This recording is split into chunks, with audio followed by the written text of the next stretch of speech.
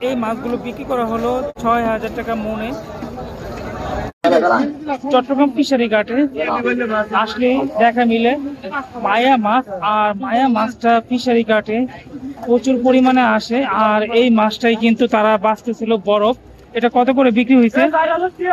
৬,০০০ টাকা। ৬,০০০ টাকা মন বিক্রি হয়েছে, যেটা ১৫০ টাকা কেজি। এই মায়া মাছটা কারা খায়?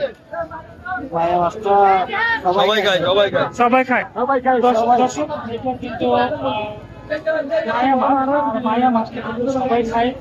এই ধরনের মাছগুলো কিন্তু পাহাড়িরা খায়, কিন্তু ওনারা বলতে আমিও কিন্তু মায়া মাছটা খাইছিলাম। প্রায় এটা একটা বটের মতো লাগে, পাকানো হয় বা একটা বটের মতো লাগে। আর এই মায়া মাছের সাথে অক্টোপাস মাছও আসে, যেটা একটু রবারের মতো লাগে। আর এই মাছগুলো বিক্রি করা হলো ৬,০০০ টাকা মনে।